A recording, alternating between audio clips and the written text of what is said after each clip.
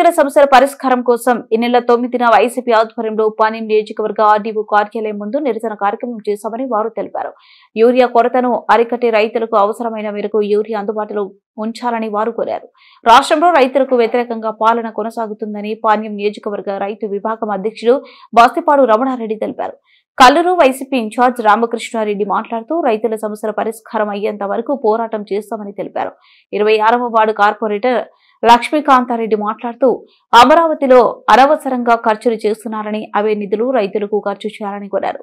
ఈ కార్యక్రమంలో బాస్తిపాడు రమణారెడ్డి, రామకృష్ణారెడ్డి, లక్ష్మీకాంతారెడ్డి, రమణారెడ్డి, పెద్ద ఈశ్వరయ్య తదితరులు పాల్గొన్నారు.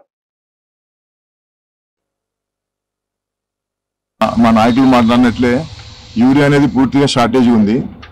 అంత షార్టేజ్ పెట్టుకొని కూడా చంద్రబాబు నాయుడు దాన్ని గమనించటంలే. ఒక పేపర్లో నీకు ఉదాహరణ చూపిస్తా, ఇక్కడ చూడండి. ఇంత పెద్ద క్యూ ఉంది ఇది కృష్ణా జిల్లా ఘంటసాల మండలం లంకపల్లి ప్రాథమిక వ్యవసాయ క్షేత్రం దగ్గర ఇంత పెద్ద క్యూ పెట్టుకుని ఒక పేపర్లో ఇది వచ్చింది. అదే ఆంధ్రబాబు పేపర్లో చంద్రబాబు నాయుడు గారు ఒక స్టేట్మెంట్ ఇచ్చినారు. అంతా ప్రభుత్వానికి కావాలని చెప్పి వైఎస్ఆర్సీపీ వాళ్ళు విష ప్రచారం చేస్తున్నారని చెప్పి మీడియా అంతా కూడా కోడే చూస్తుంది. యూరియా అనేది షార్టేజ్ ఉంది, బ్లాక్ మార్కెట్ లో తరలిస్తారు, బ్లాక్ మార్కెట్ లో అమ్ముకుంటున్నారని చెప్పి ఇంత అన్యాయంగా ప్రవర్తించే అవసరం ఏముంది? మా గత ప్రభుత్వంలో 5 ఏళ్లలో ఎప్పుడు కూడా యూరియా ఏ ఫర్టిలైజర్ కూడా షార్టేజ్ అని పేరు ఇందా మనం. ఆఖరు రైతులు క్యూలో నిలబడలేక చెప్పులు బుక్కులు పెట్టి పక్కన చెట్ల కింద ఉన్నారు. ఇంత దారుణమైన పరిస్థితి ఉంది.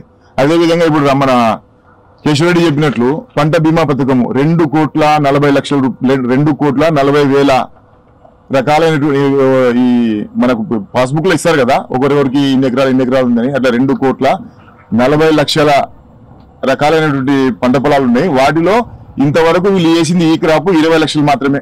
20 లక్షల పైన చేసినారు.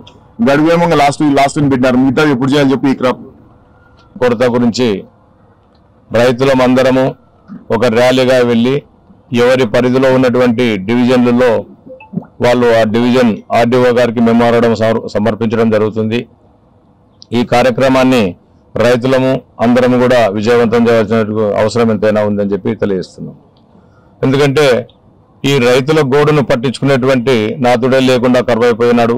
కాబట్టి ఒక ప్రతిపక్షంలో ఉన్నటువంటి మేము పార్టీగా బాధ్యతగా ఈ రైతుల కోసం తప్పకుండా ఈ అన్నదాత కోసం కూడా మనం సపోర్ట్ చేసి ఈ యూరియాని తప్పకుండా సరఫరా చేయించి ఈ కొరతను ఈ కృత్రిమ కొరత అని చెప్పి కూడా మేము చెప్తున్నాం.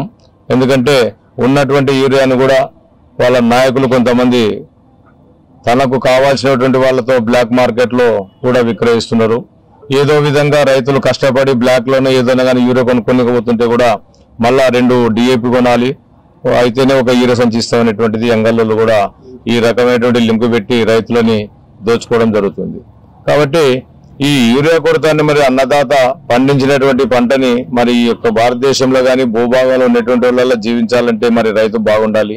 ప్రతి ఒక్కరూ ఊకదంపుడు ఉపన్యాసాలు చెప్పడం తప్ప రైతులకి కనీసం వాళ్ళ డబ్బులు పెట్టి కొనుక్కోవడానికి కూడా యూరియాని సరఫరా చేయలేని ఈ నిస్సహాయ స్థితిలో ఉంది ఈ కూటమి ప్రభుత్వం అని చెప్పి తెలియజేస్తున్నాం.